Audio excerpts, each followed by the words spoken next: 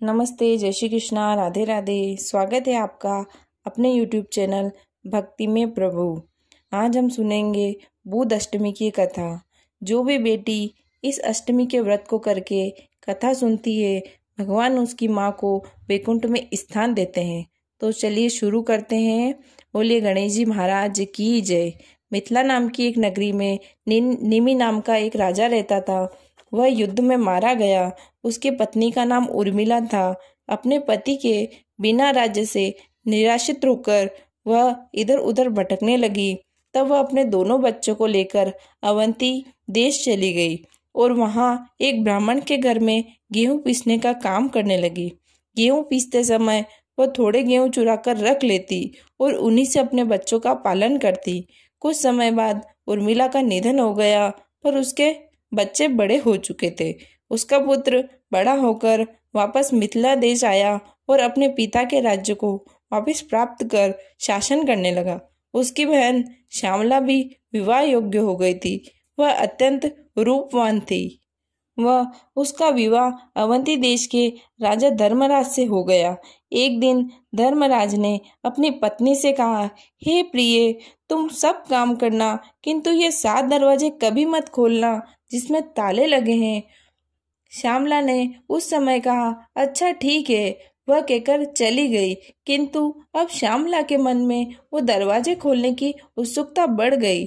जब एक दिन धर्मराज अपने किसी कार्य में व्यस्त थे, तब श्यामला ने एक दरवाजे का ताला खोलकर देखा तो उसकी माँ उर्मिला को अति भयंकर यमदूत बांधकर गर्म तेल में कढ़ाई में बार बार डाल रहे थे।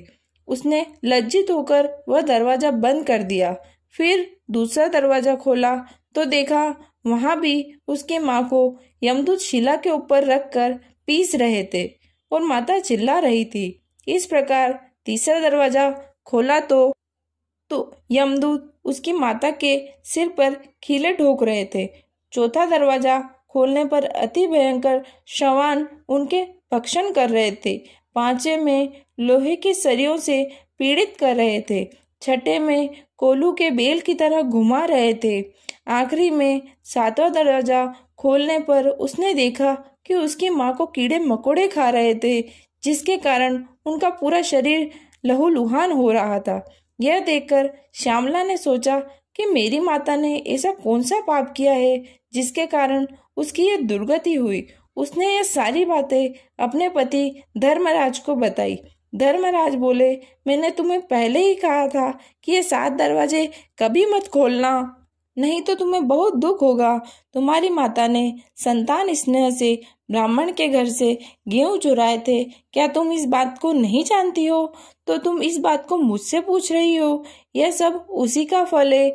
ब्राह्मण का तो धन भूल से भी खाने पर उसके 7 कुल अधोगति को प्राप्त होते हैं, और तुम्हारी माँ ने तो जानबूझकर गेहूं चुराए थे। तो अब जब तक चांद, सूरज और सितारे हैं, तब तक उनका नरक से उद्धार नहीं होगा। श्यामला ने कहा, महाराज, मेरी माता ने जो किया वह मैं सब जानती हूँ, पर अब आप कोई ऐसा उपाय बताओ जिससे मेरी माँ का नरक से उद्धार हो सके। इस पर धर्मराज ने विचार किया और बोले, तुम आज से 7 जन्म पूर्व ब्राह्मणी थी।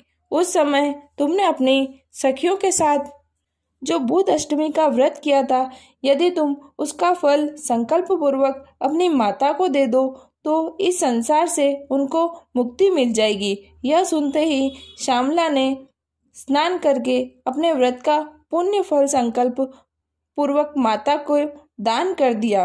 व्रत के फल के प्रभाव से उसकी माता भी उसी क्षण दिव्य देह धारण कर विमान में बैठकर स्वर्गलोक चली गई।